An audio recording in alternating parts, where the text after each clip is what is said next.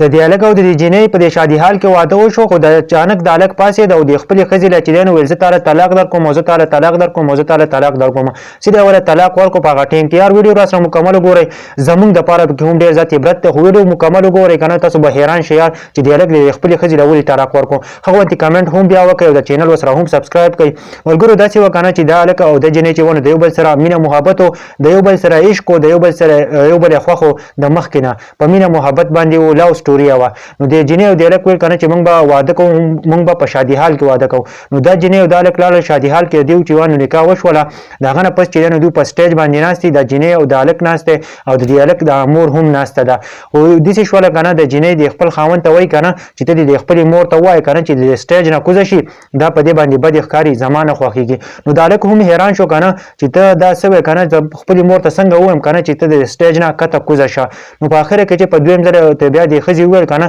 چې ته د خپلې مور ته ووایې چې د سټیج نه کته کوزه شي زما په دې سټیج نه خوښېږي دا بد ښکاري ما ورته وایي نو ما ورته ښه ښکارو د هغه نه پس د هلک پاڅېد که نه په دې سټیج باندې دا خبره وکړله که نه وایي زما دا مور څوک اخیستل غواړئ وایي زه خپله دا مور خرڅومه وایي تاسو څوک اخیستل غواړئ دا ټول خلک حیران شو دا څنګه چل دی دې خو ایله نکاح وکړه او د خپله مور خرڅوي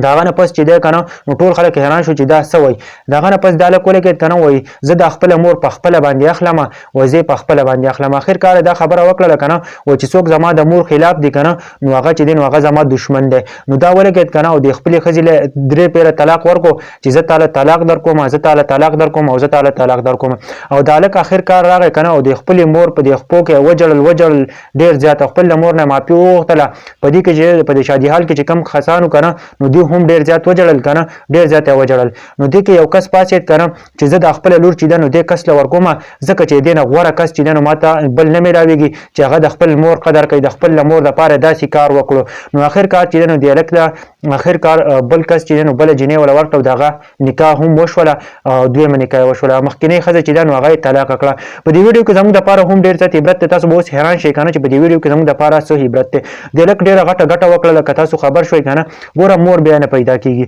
د هغه نه پس چې دی مور بیا چېرته هم نه پیدا کېږي ښځه بله کېږي 4 ښځې هم ته کولی شي او دې ښځې چې دی نو د دې هلک د دې مور سپک یې کوله د مور ته یې وله سپک کتل که نو ټوله زندګي به ورسره د هلک څنګه تېرولی که نه کله به یې وله د مور یو شکایت راوړی کله به یې وله د مور بل شکایت راوړی عام طور باندې که تاسو نن سبا دا خلک وګورئ که نه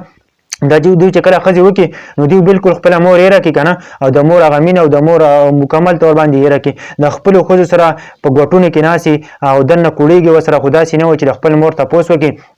عام طور باندې نوجوانان چې دي د ښځو نه یېرېږي د ښځو بې غیرته دي که نه ښځه خو ستا نه چېرته تښتېدلی نه شي چې یوه نه وي نو ته به بله وکړې خو د ښځو نه یېرېږي ټول د ښځو بې غیرته دي که نه ښځو پرې راباندې کړي په ګوټونو کې وایي نو دا دې ویډیو مطلب دا دی چې د خپلې مور قدر کوئ مور بیا نه پیدا کېږي ښځه بیا هم پیدا کېږي ښځه ذات نه بلا شی دی اوس په پاکستان کې ښځې دومره ډېرې شوي دي که ته 4 ښځې کړې نو ښځې هم نه کمېږي ځکه چې ښځې فیصد ډېر زیات شوی دی په پاکستان کې نو ټولو ته هم خواست چې د خپلې مور قدر کوئ چې مور یو پیر د دنیا نه لاړه که نه نو هغه واپس نه پیدا کېږي نو ټولو ته هم خواست چې د خپلو ښځو له ترجیح په ځای باندې خپلې مور له هم ترجیح ورکوئ نو په دې ویډیو کې زموږ دپاره دا عبرت و چې د خپلې مور قدر کوئ او بل دا چې ښځه بیا هم پیدا کېږي خو مور بیا دوباره نه پیدا کېږي